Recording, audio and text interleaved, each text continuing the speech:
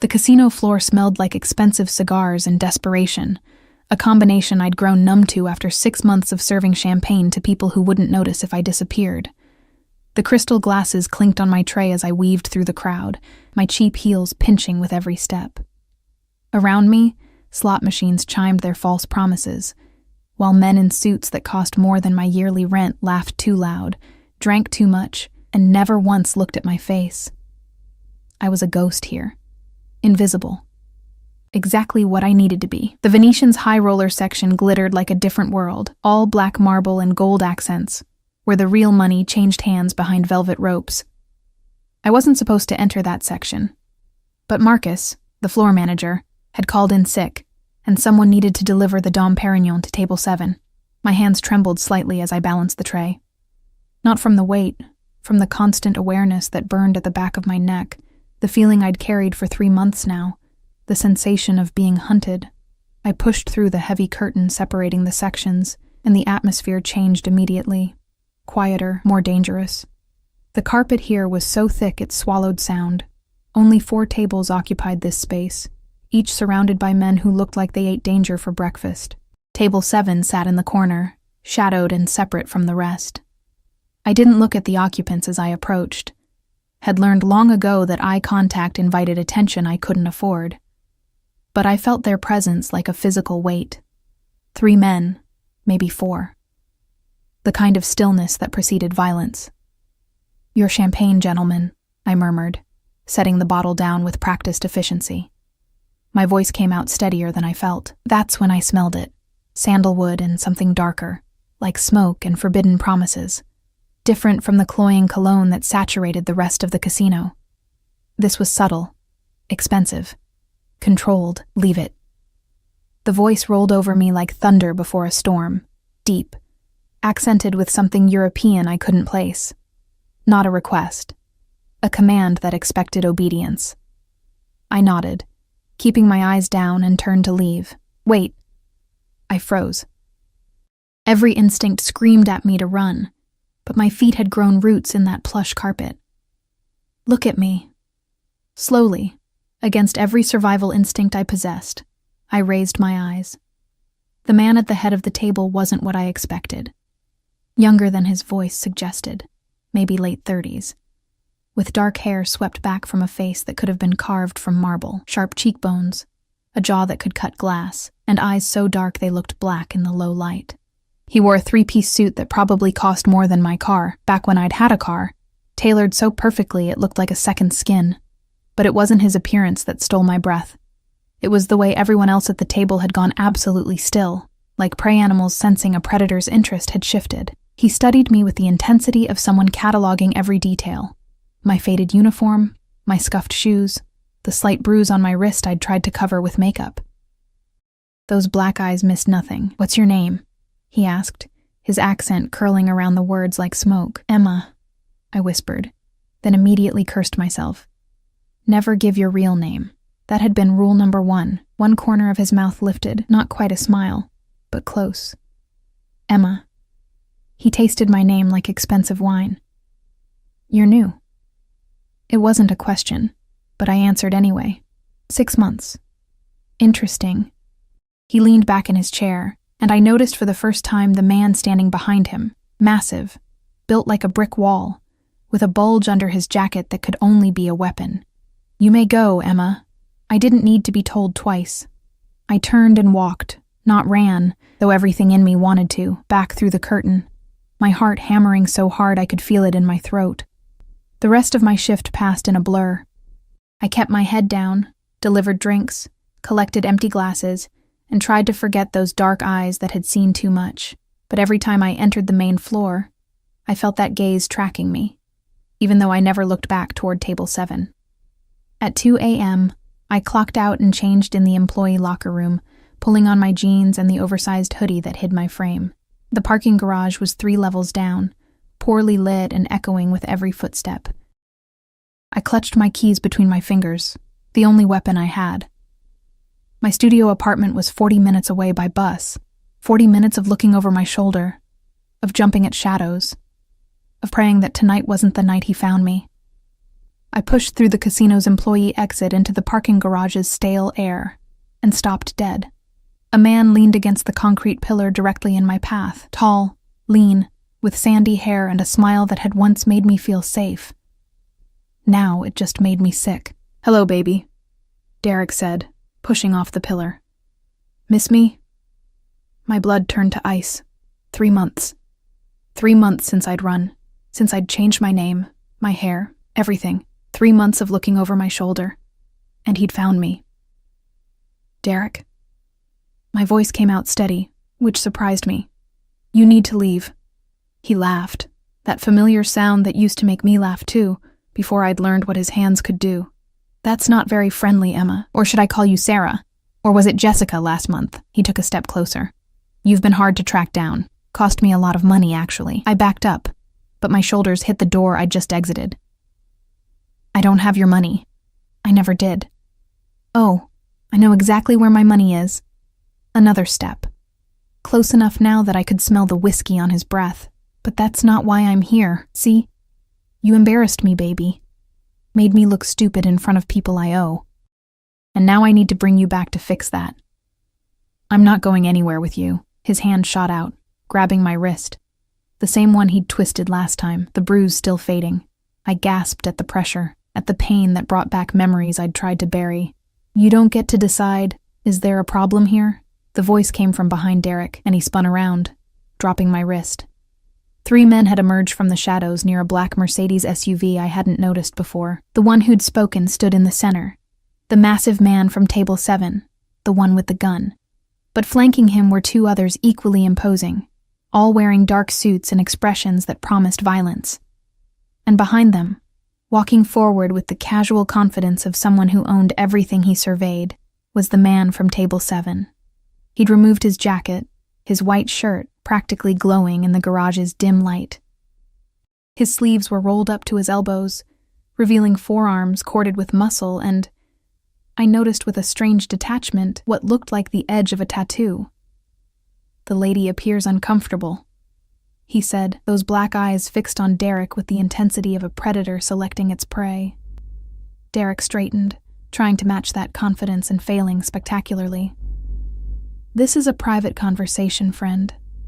Between me and my girlfriend." "I'm not—" I started, but the man from Table 7 raised one hand slightly, silencing me without even looking my way. "I don't think I asked you a question," he said to Derek, his voice soft. Dangerously soft. "I made an observation. The lady appears uncomfortable." He took 1 step forward, just one. But Derek stumbled back like he'd been shoved. "So, let me ask you now. Is there a problem here?" Derek's bravado crumbled. I saw it happen in real time, the way he recognized something in this man that I'd only sensed. Real danger. Not the cowardly violence of hitting someone weaker, but the controlled lethality of someone who'd done worse and would do it again without losing sleep. "No problem," Derek muttered, "just leaving." "Smart man." The words dripped with contempt. Derek fled. Actually ran across the parking garage like the devil himself was chasing him, and maybe he was. Silence fell, broken only by the hum of fluorescent lights and my ragged breathing. The man from Table 7 finally looked at me, and I saw something flicker in those dark eyes. Calculation, interest, something else I couldn't name. "Are you hurt?" he asked. I shook my head, not trusting my voice. He studied me for a long moment, then nodded to one of his men, who immediately produced a business card from thin air. "My name is Dominic Salvatore," he said, closing the distance between us with 2 measured steps, close enough that I could smell that sandalwood again, could see the flecks of gold in his otherwise black eyes. "If that man bothers you again, you call this number. Understood?" I took the card with trembling fingers, heavy stock, embossed lettering. Just a name and a phone number, no title, no business listed. "Thank you," I whispered. Something dangerous flashed across his face. Satisfaction. Possession. I couldn't tell. "Go home, Emma. My driver will follow to make sure you arrive safely." "That's not—" It wasn't a suggestion. And just like that, he turned and walked back to the Mercedes, his men falling into formation around him like a well-oiled machine. The SUV's engine purred to life, and I realized there was a second vehicle behind it, a sleek black sedan that hadn't been there before. Or had it?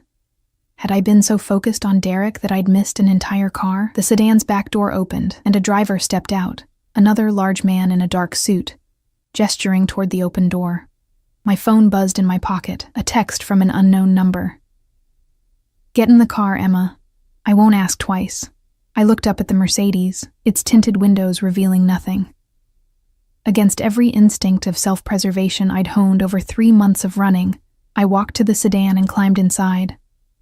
The door closed behind me with the solid thunk of expensive engineering, and the car began to move, the Mercedes following behind like a dark shadow. I had escaped one danger tonight. But looking at that business card in my hand, at the name embossed in black ink, I had the sinking feeling I'd just walked straight into another. The sedan's leather seats smelled new, expensive, nothing like the cracked vinyl of the buses I'd grown accustomed to. I sat rigid against the door, watching the city lights blur past tinted windows so dark I wondered if anyone could see in. Or out. The driver hadn't spoken a single word. He navigated the streets with practiced efficiency, his eyes occasionally flicking to the rearview mirror where I caught glimpses of the Mercedes following at a precise distance. Always there. Always watching. My studio apartment building looked even more pathetic than usual when we pulled up. A converted warehouse in a neighborhood where sirens were the soundtrack, and broken glass glittered on sidewalks like deadly diamonds. I'd paid 3 months in advance with cash, no questions asked, because places like this didn't ask questions. The driver got out, opened my door before I could reach for the handle. Up close, I could see the earpiece curled against his skull, the way his jacket hung slightly heavy on one side. Armed. Of course he was armed. "Thank you," I murmured, stepping onto the curb. He nodded once, waited until I'd entered the building's security door, which had stopped locking properly 2 weeks ago, then returned to the sedan. Both vehicles idled at the curb as I climbed the stairs to the 3rd floor, my footsteps echoing in the stairwell that reeked of stale cigarettes and defeat. Only when I'd locked my apartment door, all 3 locks, plus the chain, did I hear the engines pull away. I leaned against the door, my heart still racing, and looked down at the business card clutched in my sweaty palm. Dominic Salvatore. The name meant nothing to me, but the weight of it felt significant. Like a stone dropped into still water, ripples spreading outward into consequences I couldn't yet see. I should throw it away, should forget this entire night happened. Instead, I tucked it into my wallet, behind my fake ID and the emergency credit card I'd sworn never to use. Sleep didn't come easy. Every sound in the hallway made me jump. Footsteps, doors slamming, the couple next door screaming at each other in Spanish. But worse than the noise was the silence between, filled with memories of Derek's hand on my wrist, his voice saying he'd found me, that I couldn't hide, and darker still, the memory of Dominic Salvatore's eyes when he'd looked at me, not the way men usually looked at women, with lust or dismissal or both. This had been different, calculating, like I was a puzzle he intended to solve, whether I wanted to be solved or not. When my alarm shrieked at noon, I worked nights, slept days. I felt like I'd been hit by a truck. My reflection in the bathroom mirror confirmed it. Purple shadows under bloodshot eyes, my blonde hair, dyed from its natural brown 3 months ago, sticking up in matted chunks. I just stepped out of the shower when my phone rang. Unknown number. My hand hovered over the decline button. Nothing good came from unknown numbers, but something made me answer. "Hello?" "Ms. Emma." Not a question. That accented voice from last night, smooth as aged whiskey and twice as dangerous. "I trust you arrived home safely." My heart kicked against my ribs. "Mr. Salvatore, yes, thank you for that, and for last night." "Dominic," he corrected. Mr. Salvatore was my father. A pause, weighted with meaning I didn't understand. "I'm calling to inform you that your ex-boyfriend will not be a problem anymore." The way he said it made my blood run cold. "What did you do?" "Nothing permanent." I could hear the smile in his voice. "I simply had a conversation with him about the inadvisability of bothering you further. He was very receptive to my suggestions." I sat down hard on my bed, the towel clutched around me. "You didn't have to do that." No, he agreed. I didn't. Are you working tonight? The subject changed through me. Yes, same shift. Good, I'll see you there. Wait, I don't. The line went dead. I stared at my phone, a dozen emotions warring in my chest. Relief that Derek might actually leave me alone, fear of what Dominic had done to ensure it. And underneath both, a flutter of something that felt dangerously like anticipation. The casino felt different that night. Or maybe I felt different. I couldn't stop my eyes from drifting toward the high roller section. Couldn't stop wondering if he was there, watching. Earth to Emma. Marcus snapped his fingers in front of my face. He'd recovered from his mysterious illness, looking smug and well-rested. Table 12 needs a refill. You planning to stand there all night? I grabbed the champagne bottle, forcing myself to focus. This job was all I had. I couldn't afford to lose it because some dangerous man had decided I was interesting. But at 11 p.m., when I pushed through the velvet curtain with a tray of drinks for table 7, my breath caught. Dominic sat in the same chair as last night. But tonight he was alone, no bodyguards visible, though I knew they had to be close. He wasn't playing cards, wasn't doing anything except sitting there, one hand wrapped around a glass of amber liquid, his dark eyes locked on the entrance. Locked on me. Your champagne, sir, I managed, setting the bucket down with hands that only shook slightly. I didn't order champagne, Emma. He said my name like a caress. I ordered you. My head snapped up.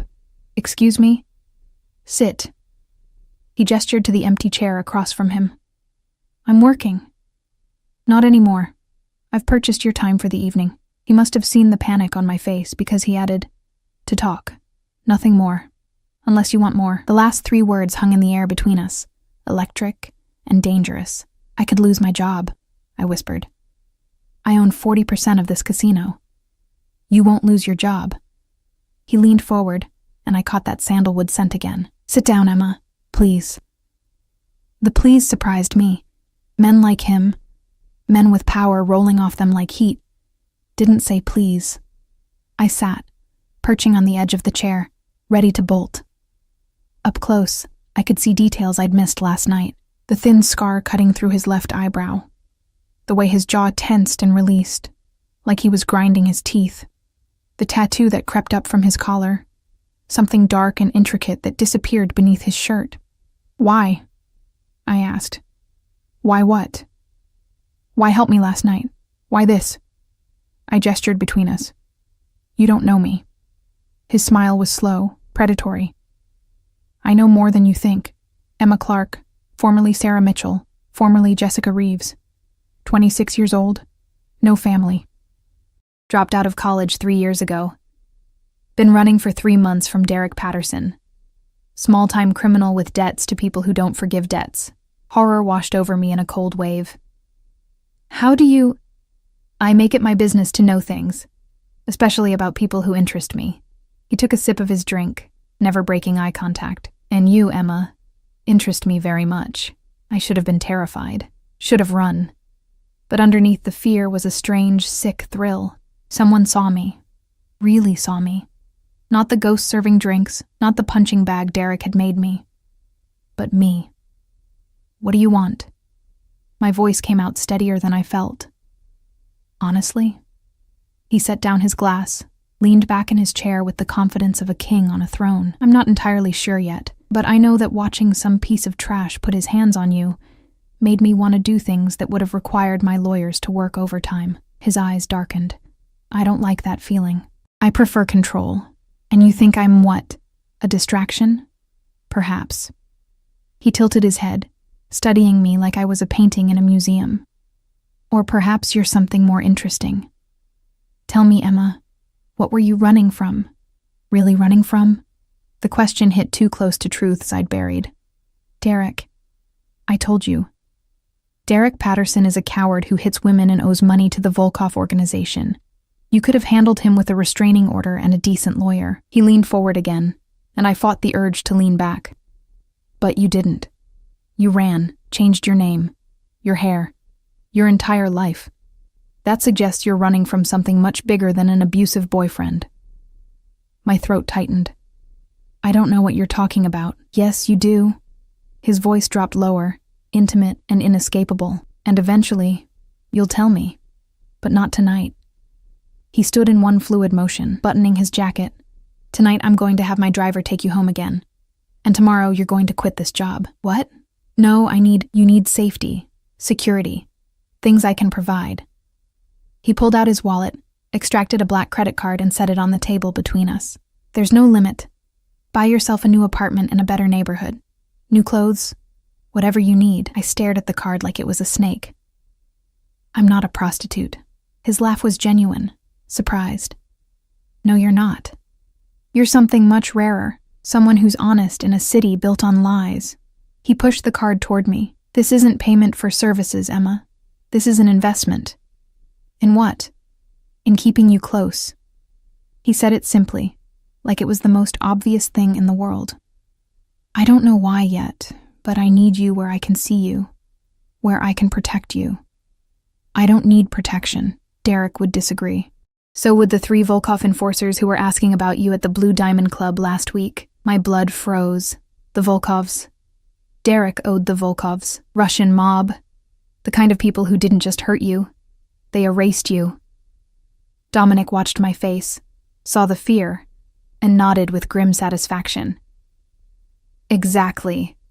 So you have 2 choices, Emma. You can keep running, keep hiding, and hope they don't find you before your luck runs out. He picked up the credit card, held it out to me.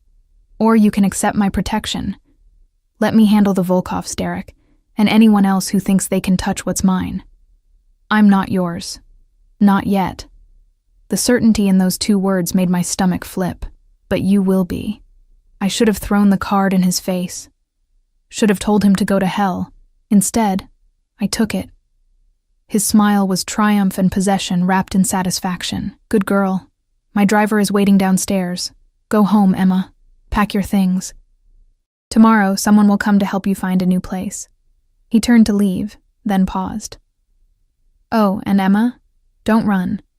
I'm much better at hunting than Derek ever was. It wasn't a threat. It was a promise. I sat alone at table 7 for a long moment, the credit card heavy in my hand, my heart hammering a rhythm that felt dangerously like surrender. When I finally stood and walked through the casino, I felt his eyes on me the entire way, invisible but omnipresent. I'd escaped Derek's cage only to walk willingly into another one. But this cage, I realized as the driver opened the sedan door, came with protection I desperately needed. The question was, what would Dominic Salvatore expect in return? The penthouse apartment overlooked the city like a throne overlooking a kingdom. Floor-to-ceiling windows revealing a glittering sprawl of lights that had once seemed magical, before I'd learned what darkness they could hide. This one has 3 bedrooms, 2.5 baths, full security system with panic buttons in every room. The real estate agent, Sophia, mid-40s, designer suit, cold efficiency, gestured around the space like she was presenting a prize. Mr. Salvatore specifically requested top-floor units with controlled access. I walked to the window, my reflection ghostly against the nighttime cityscape. 4 days had passed since Dominic had given me that credit card. 4 days of whiplash-inducing changes that left me dizzy and disoriented. The morning after our conversation, a woman named Marie had arrived at my studio apartment. Elegant, French, with eyes that assessed and cataloged everything. She'd taken one look at my meager possessions and declared we were starting from scratch. The shopping trip that followed had been surreal. Boutiques where assistants appeared with champagne and deference, where price tags didn't exist and everything I hesitated over, Marie simply purchased. You must look the part, she'd said in her lilting accent. If you are to be under Mr. Salvatore's protection, you represent him. Appearance matters. I hadn't asked what part I was supposed to be playing. Now, standing in an apartment that cost more per month than I'd made in a year at the casino, I felt like an actress who'd wandered onto the wrong set. I'll take it, I heard myself say. Sophia's smile was professional, but knowing. She'd seen this before, young women being installed in expensive apartments by powerful men. The nature of the arrangement didn't concern her. Only the commission did. The paperwork took an hour. Dominic's name appeared nowhere on the lease. It was all handled through a property management company that apparently owned half the luxury buildings in the city. But when Sophia handed me the keys, she said, Mr. Salvatore has requested that you call him once you're settled. Of course he had. I moved in that afternoon, which took all of 15 minutes since I owned almost nothing. The furniture had been pre-selected. Modern, expensive, impersonal. Like a hotel room designed by someone with unlimited budget and no soul. By sunset, I was standing in my new kitchen, surrounded by marble countertops and appliances I didn't know how to use, feeling more lost than I had in the studio apartment with its broken heater and suspicious stains. My phone rang. Unknown number that I now recognized. "Hello, Dominic. You took the apartment." Satisfaction colored his voice. "Good. How do you feel?" "Like I'm living someone else's life." "You are." The old Emma would still be serving drinks and looking over her shoulder. "This Emma is safe." A pause. "Have you eaten?" No. My driver will pick you up in 30 minutes. We're having dinner." "That's not 30 minutes, Emma. Wear the black dress Marie purchased, the one with the high neck." He hung up before I could argue. I stood there. Anger and something else. Anticipation, fear, I couldn't distinguish anymore, warring in my chest. He was so certain I'd obey, so confident in his control over me. The infuriating part was that he was right. 29 minutes later, I stepped out of my building in the black dress that fit like it had been made for me. Probably because it had been. The sedan idled at the curb, the same driver as always. I'd learned his name was Anton, though he still never spoke. The restaurant was the kind of place I'd only seen in movies. Intimate, exclusive, where a hostess greeted Anton by name and led me through a dining room of quiet wealth to a private room in the back. Dominic stood when I entered, and I hated that my breath caught. He wore all black tonight. Shirt, slacks, even his tie was black silk that caught the candlelight. It should have made him look like he was attending a funeral. Instead, it made him look like sin personified. Emma.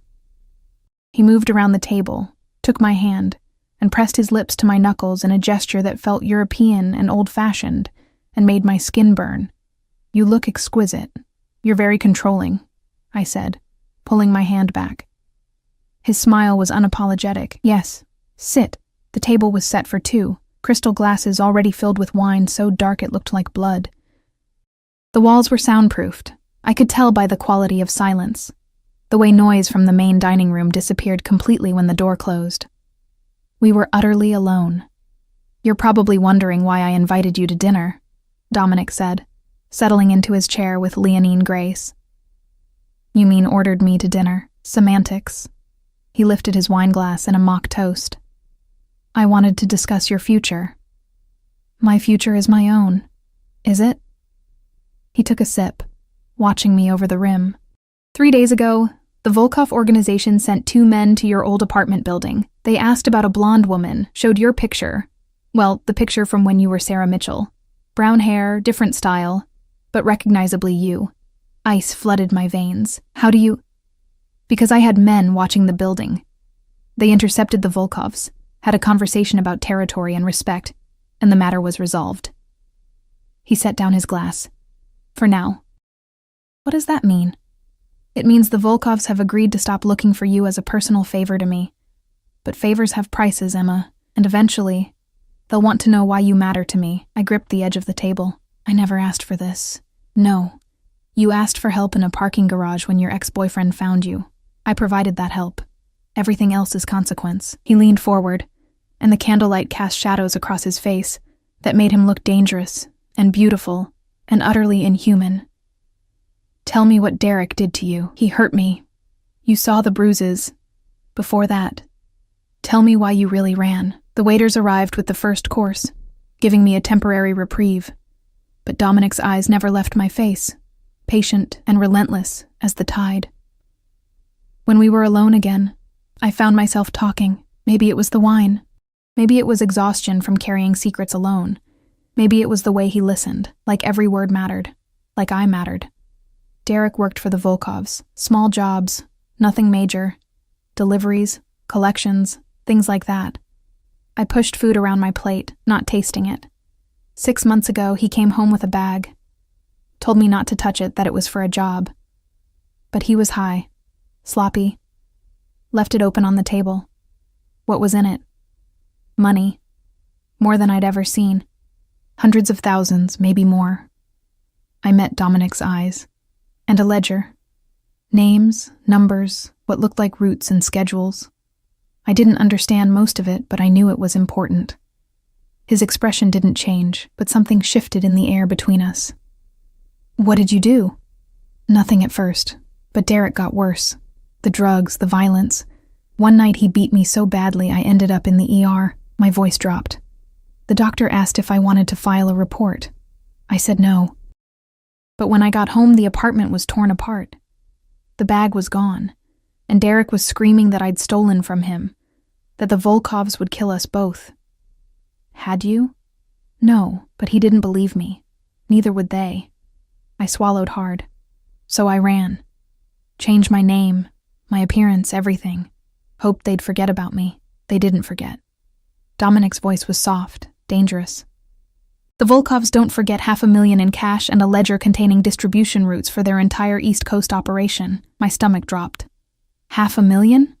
At least. And Emma? He reached across the table, caught my hand before I could pull away. His grip was warm, firm, inescapable. Someone did steal it. The money and the ledger both vanished the night of your hospital visit. The Volkovs think it was you. Derek told them it was you, probably to save his own skin. But I didn't. I believe you. The certainty in his voice steadied something inside me, which means someone else took it. Someone who knew where Derek kept it, who had access to your apartment. Derek's cousin, I whispered, the pieces clicking together. Marcus. He had a key. He was always around. Marcus Patterson. Works at the Venetian Casino as floor manager. Dominic's smile was sharp as a blade. Interesting. My heart stopped. The casino where you've been working for 6 months. Yes. He released my hand, sat back. I wondered about that coincidence. Now I'm certain it wasn't one. The room spun. He knew I was there. He knew, and he, was watching me? More than watching. Waiting. Dominic signaled, and one of his men appeared from somewhere. Had he been there the whole time? And handed him a tablet. He turned it to face me. Security footage. The parking garage. The night Derek found me. Watch the timestamp. I did. Derek appeared at 10:47 p.m. But at 10:32, I watched Marcus walk through the garage, stop at Derek's car, and have a brief conversation through the window. He told Derek where to find you, I breathed. He's been telling the Volkovs where to find you too. For a price, I imagine. Dominic closed the tablet. He stole the money and the ledger, framed you, and has been selling information about your location to the very people hunting you. Quite the entrepreneur. Rage replaced fear, hot and cleansing. That bastard. He's been working with me, smiling at me while setting you up to take the fall for his crime. Dominic stood, moved around the table until he was beside me. The Volkovs would have killed you, Emma. Slowly, painfully.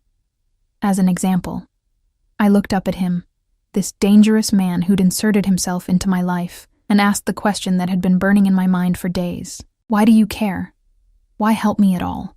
He reached out, tucked a strand of hair behind my ear with surprising gentleness, because when I saw you in that casino, invisible to everyone else, I recognized something. A fighter buried under fear, strength wrapped in vulnerability. His thumb traced my jawline, and because when that piece of trash put his hands on you, I wanted to kill him. That feeling, that possessive rage, I haven't felt anything like it in years. That's not a reason. That's obsession. Yes. He didn't deny it.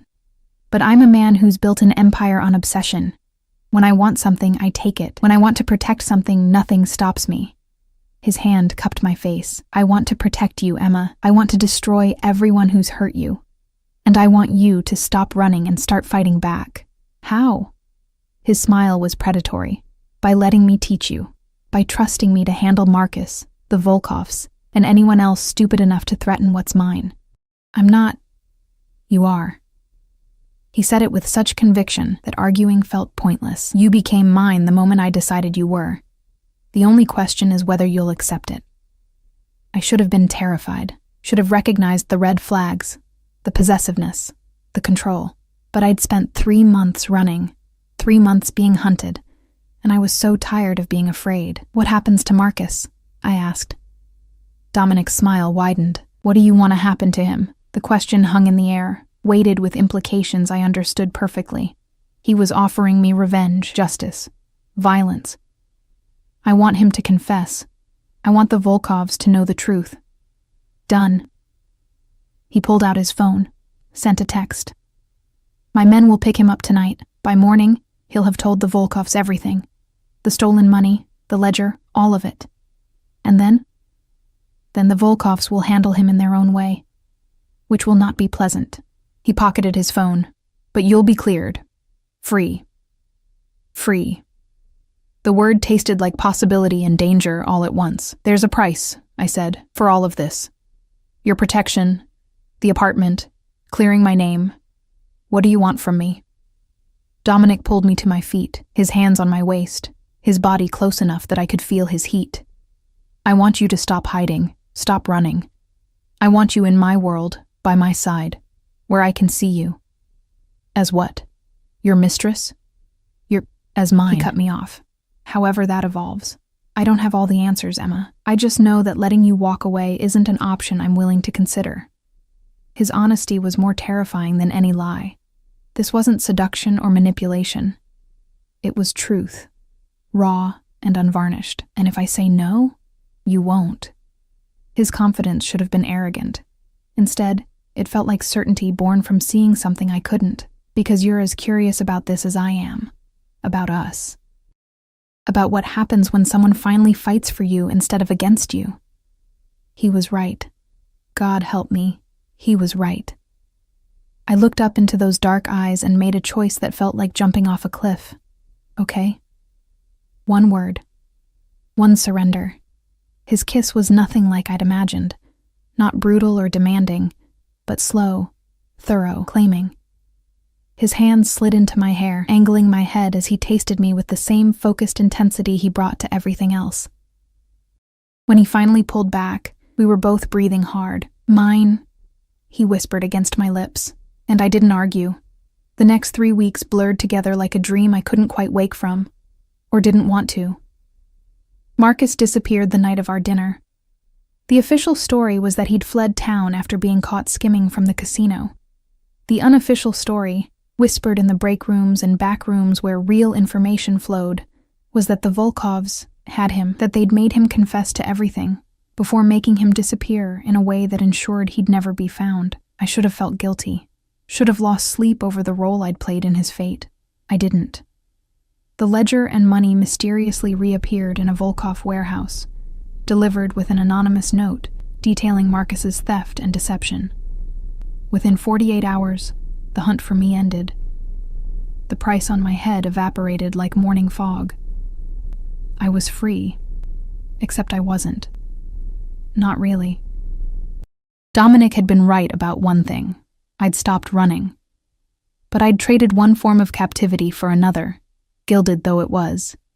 He called every morning at 8, sometimes to ask what I'd eaten for breakfast, sometimes just to hear my voice. His driver picked me up 3 evenings a week for dinners at exclusive restaurants where we were always seated in private rooms, always surrounded by the invisible presence of his security. I learned things about him in fragments, pieces of a puzzle he revealed slowly.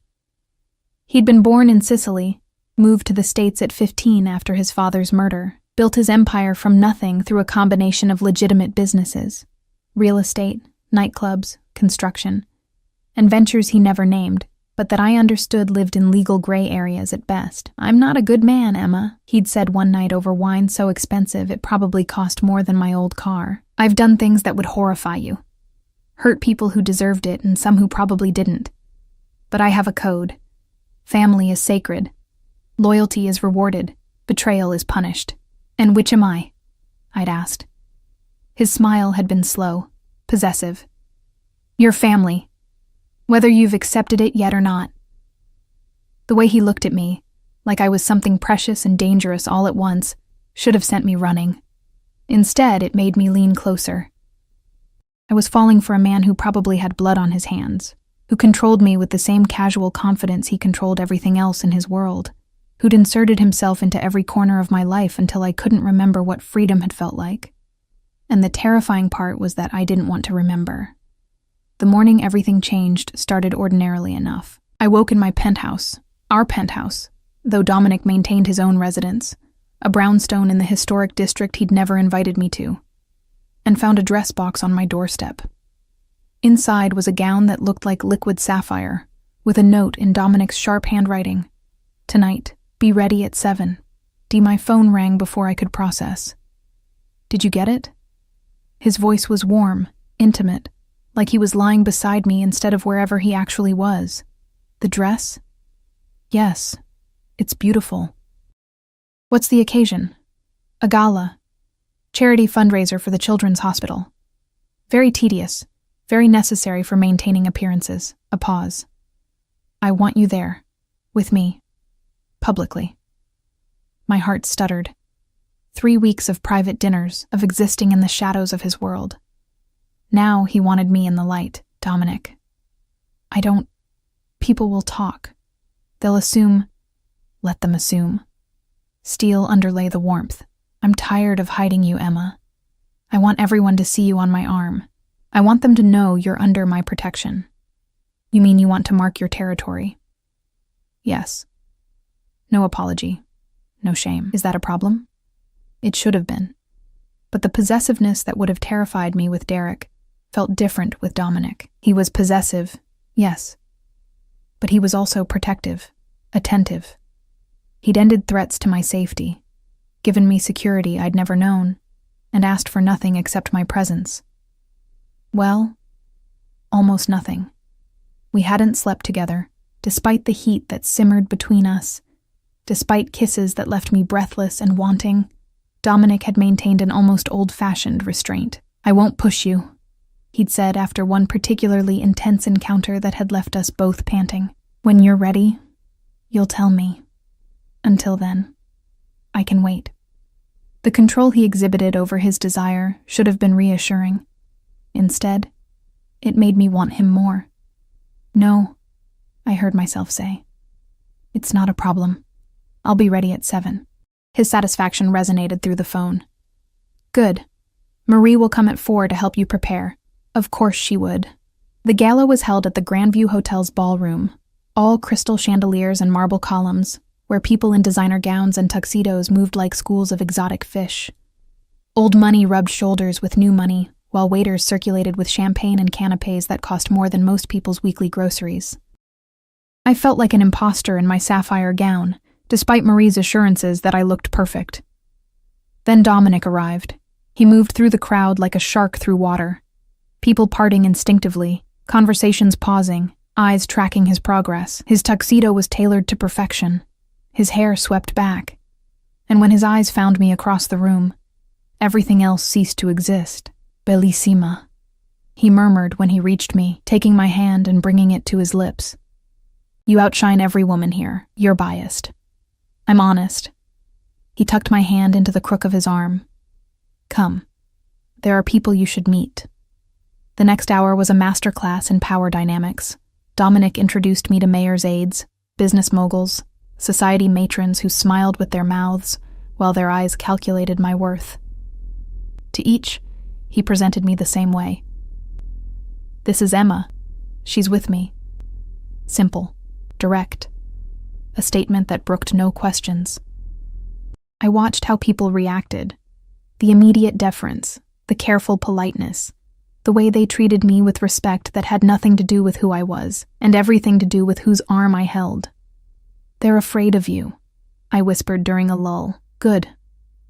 Dominic's hand settled at the small of my back, possessive and warm.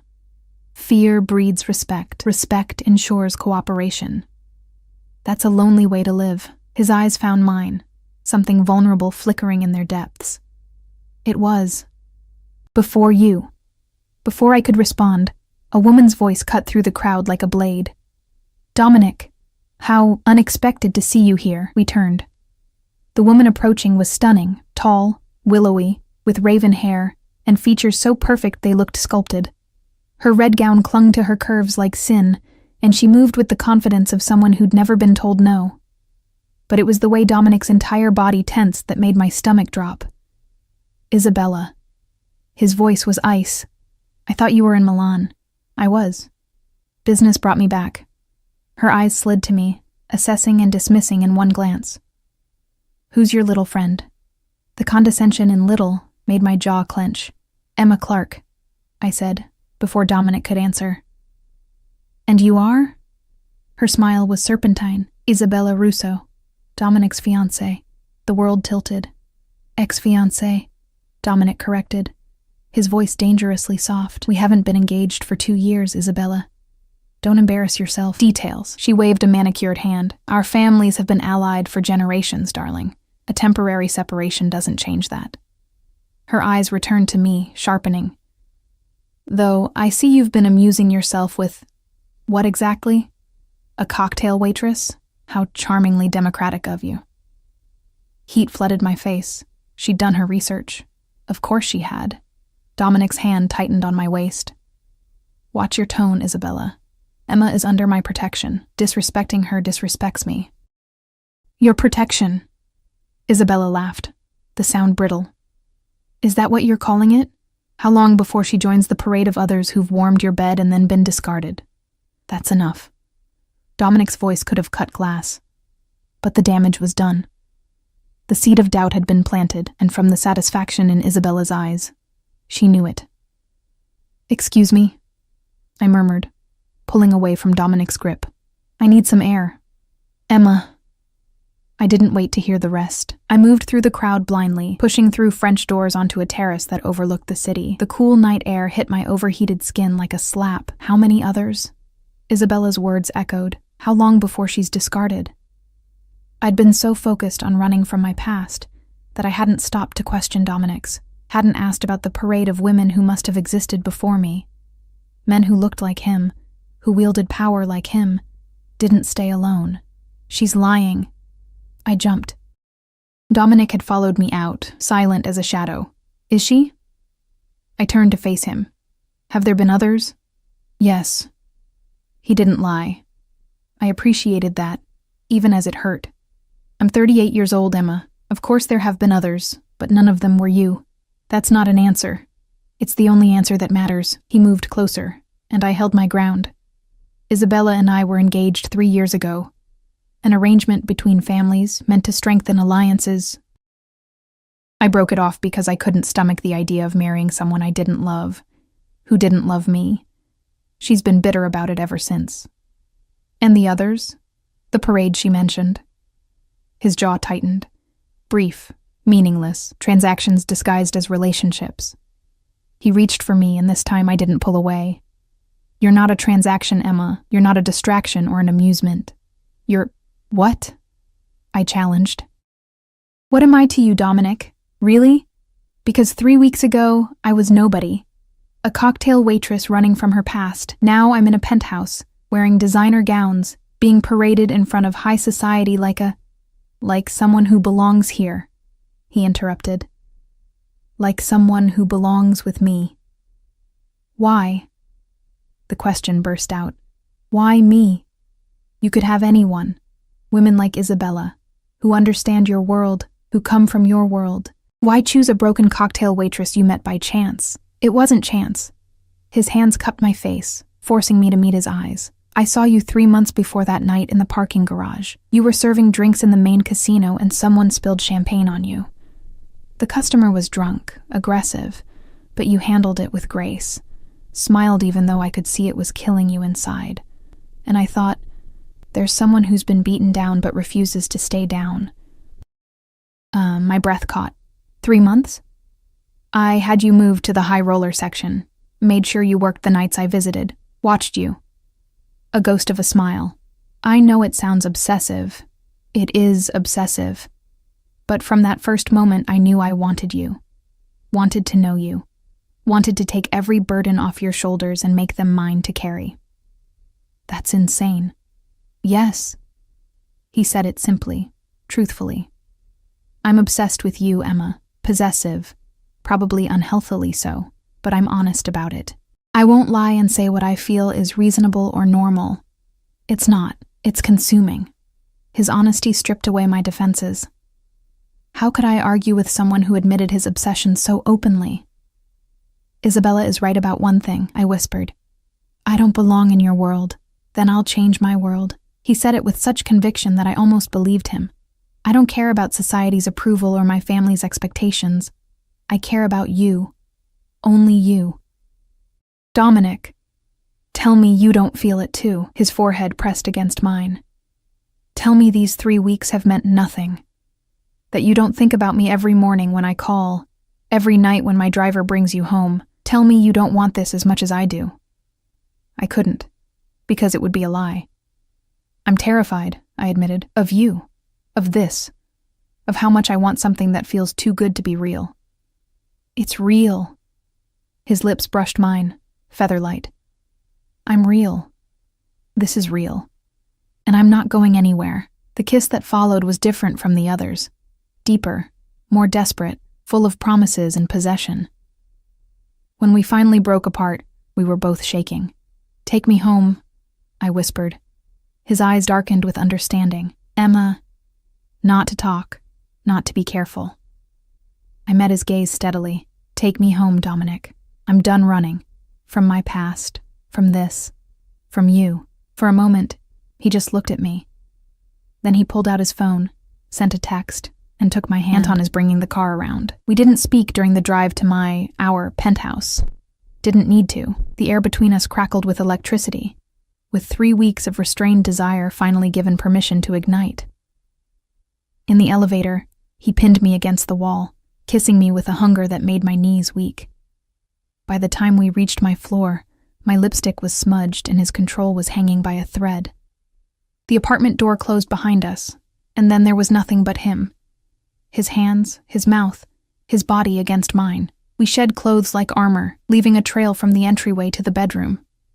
When he laid me on the bed, his eyes roamed over me with such reverence that I felt beautiful for the first time in my life. Mine, he whispered, and I didn't argue. Yours, I agreed, and then there were no more words, only sensation, connection, 2 broken people finding wholeness in each other. Later, wrapped in sheets in each other, I traced the tattoo on his chest, a phoenix rising from flames. Rebirth, he murmured sleepily. After my father died, after I came here, a reminder that we can rise from our ashes. I pressed a kiss to the intricate design. We're both rising then. His arms tightened around me, together. For the first time in 3 months, maybe longer, I felt safe. Truly safe. I should have known it wouldn't last. I woke to sunlight streaming through floor-to-ceiling windows and the unfamiliar weight of an arm draped across my waist. For a moment, disoriented, I forgot where I was. Then, memory crashed back. Last night, Dominic, everything. And heat flooded my face. I turned carefully, not wanting to wake him, and found myself staring at a sleeping face that looked younger in repose. The hard edges softened, the constant vigilance gone. He looked almost peaceful. My phone buzzed on the nightstand. I reached for it slowly, saw Marie's name. Good morning. Mr. Salvatore requested I inform you that he's cleared your schedule for the week. Enjoy your time together. M. I stared at the text. Cleared my schedule. As if I had one. As if my entire life wasn't currently wrapped around the man sleeping beside me. Stop thinking so loud. Dominic's voice was rough with sleep, his eyes still closed. I can hear your anxiety from here. I don't have anxiety. You've been awake for 3 minutes and already checked your phone twice. One dark eye cracked open, pinning me. What's wrong? Nothing's wrong. I'm just processing. Regretting? The question came out carefully, like he was bracing for impact. No. The truth surprised me. I don't regret last night, but Dominic, we need to talk about... My phone rang. Unknown number, but with a local area code. Dominic's entire demeanor changed, the sleepiness vanishing, replaced by sharp alertness. Don't answer it. But something made me reach for it anyway. Hello? Heavy breathing. Then a voice I'd hoped never to hear again. Emma? Or should I say Sarah? Or Jessica? Derek's laugh was unhinged. You thought you were so clever, didn't you? Hiding behind your Mafia boyfriend? But guess what, baby? I know where you are, and I'm coming for you. Ice flooded my veins. Derek, you ruined my life, got Marcus killed, cost me everything. And now you're playing house with Dominic fucking Salvatore? His voice rose to a shriek. You're mine, Emma. Mine. And if I can't have you, nobody can. The line went dead. I sat frozen, the phone still pressed to my ear, Derek's words echoing in my head. Dominic was already moving, out of bed, pulling on pants, his phone to his ear. Anton, Derek Patterson, find him, now. He listened, his face darkening. What do you mean he left the city? Who authorized? A pause. I don't care what the Volkovs said. He just threatened Emma. I want him found within the hour or heads will roll. He ended the call, turned to me. Get dressed.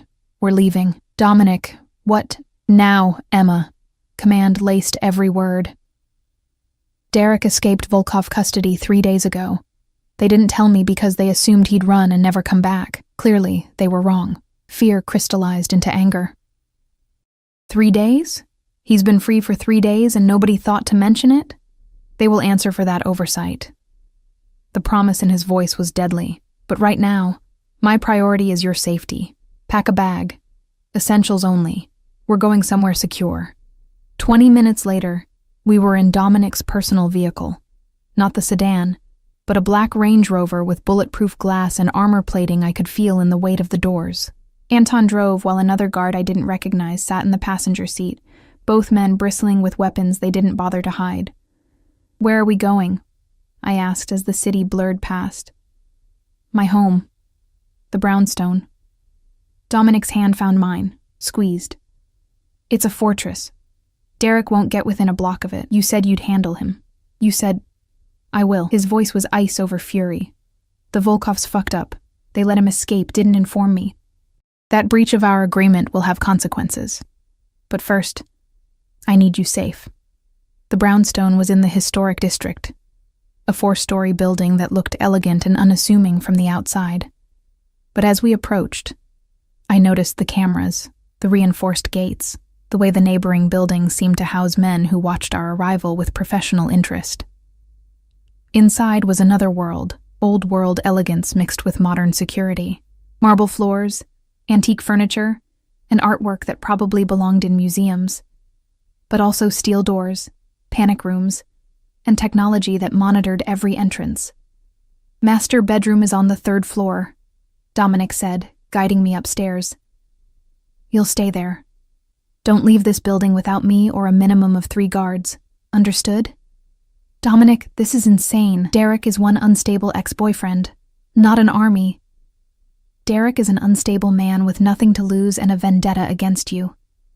He cupped my face, forced me to meet his eyes. I've seen what desperate men do, Emma. I won't risk you. Not ever. The fear in his eyes, real fear, maybe the first time I'd seen it, silenced my protests. The rest of the day passed in tense waiting. Dominic made calls in his study. I could hear his voice rising, the fury barely contained as he tore into the Volkovs for their incompetence.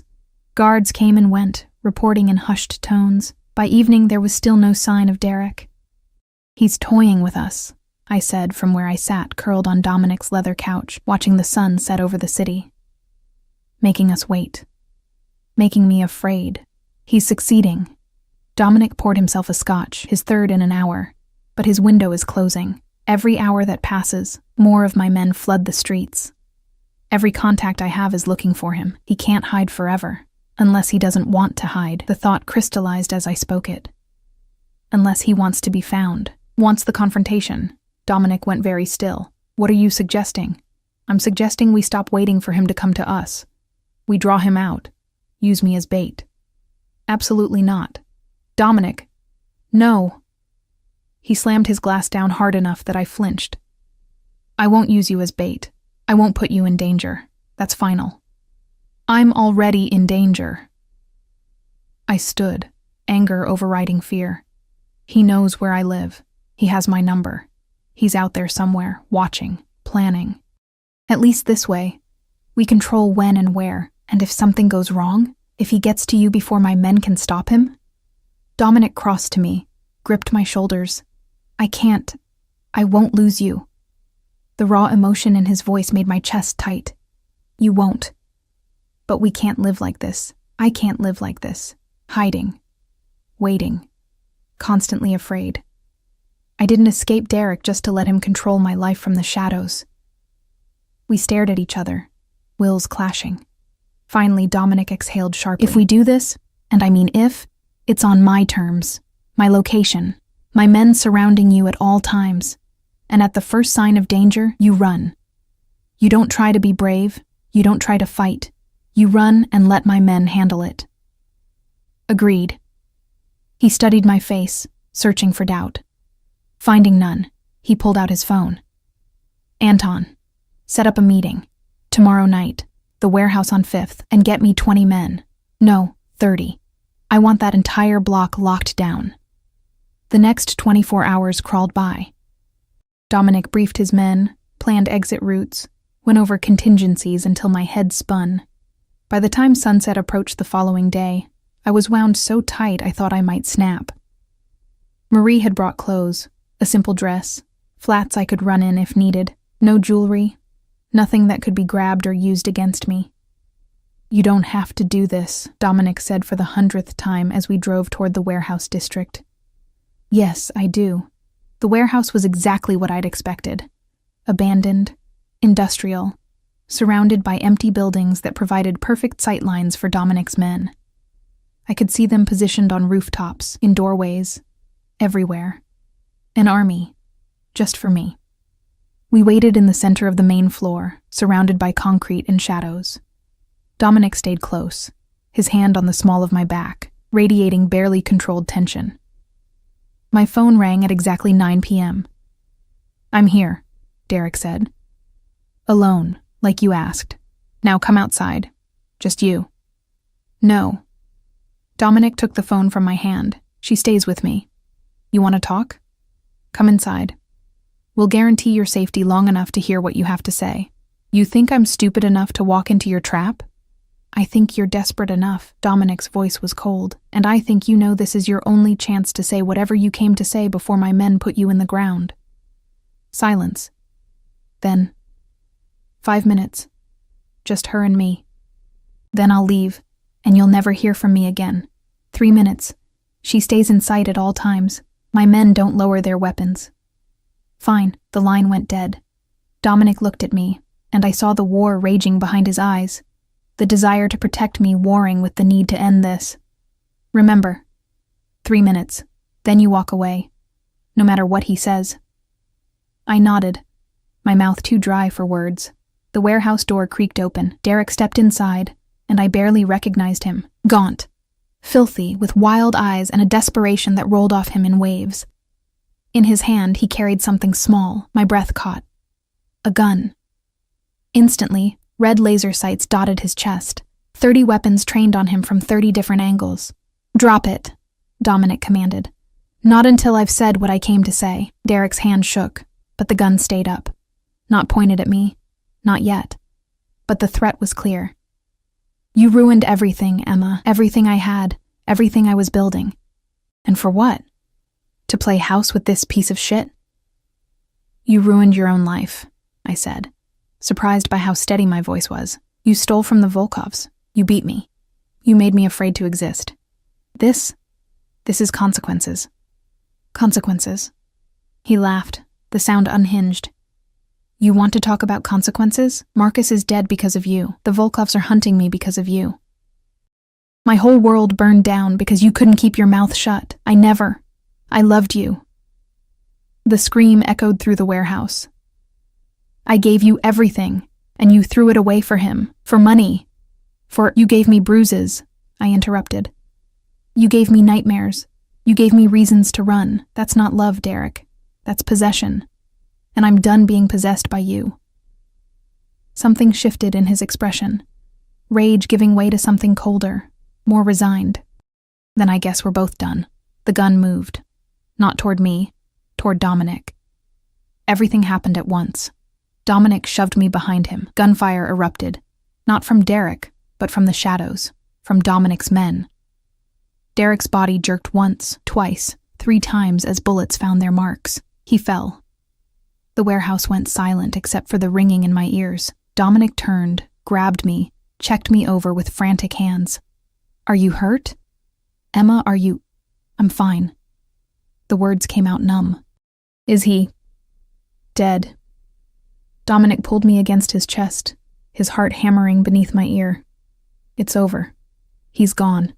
You're safe." I should have felt relief, should have felt something other than the strange emptiness that filled me. Derek was dead. The threat was gone. I was free. So why did I feel like I'd just traded one cage for another? 3 months later, I stood in the brownstones' kitchen, sunlight streaming through windows that overlooked a private garden, and listened to Dominic argue with someone on the phone in rapid Italian, his mother, from the sounds of it. Something about meeting me, about propriety, about when he planned to make things official. 3 months since Derek's death. 3 months of living in Dominic's home, in his world, in his shadow. 3 months of safety and security, and a love so intense it sometimes felt like drowning. But also, 3 months of learning who he really was, not just the dangerous man who'd saved me, but the man who woke with nightmares he wouldn't discuss, who carried the weight of an empire on his shoulders and never let anyone see him falter, who loved with the same intensity he did everything else, completely, possessively, without reservation. The Volkovs had apologized for Derek's escape, had offered compensation that Dominic refused. "Keep your money," he'd told them. "Just remember that Emma Clark is off limits. Forever." They'd agreed. They hadn't had a choice. Isabella had returned to Milan, but not before one final visit where she'd looked at me with something that might have been respect. "You're stronger than I thought," she'd said. "Maybe you can handle him after all." I still wasn't sure I could, but I was trying. "Mama, yes, she's wonderful," Dominic was saying now, switching to English. "Yes, I'm serious. No, I'm not rushing into anything."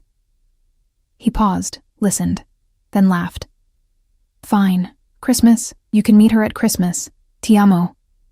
He ended the call, turned to find me watching from the doorway. "Your mother wants to meet me. My mother wants to know when I'm making an honest woman of you." He crossed to me, pulled me into his arms. I told her we're taking our time, that we've both earned the right to figure this out at our own pace. And what did she say? That I'm an idiot if I let you get away. He kissed my forehead. She's not wrong. I looked up at him. This complicated, dangerous, devoted man who'd turned my life upside down. "I'm not going anywhere. Promise?" "Promise." And I meant it. The nightmares still came sometimes. Derek's face, the gun, the sound of gunfire. But now when I woke gasping, Dominic was there, solid and real, anchoring me to the present. I'd stopped running, stopped hiding. I had a new name now. Not Emma Clark, not Sarah Mitchell, but just Emma Salvatore in the whispers that followed us through high society. We weren't married, weren't even engaged. But in every way that mattered, I was his and he was mine. "What are you thinking?" he asked, tilting my chin up to meet his eyes. That 3 months ago I was a cocktail waitress being hunted by my ex-boyfriend and the Russian mob. And now I'm standing in a multi-million-dollar brownstone, being kissed by a man who literally killed for me. Would you change it? The question was serious, vulnerable. If you could go back knowing everything, would you change it? I thought about it, really thought about it, about the fear, the violence, the way Dominic had inserted himself into my life with the subtlety of a hurricane, about the control he exerted, the possessiveness, the way he'd made me his without asking permission.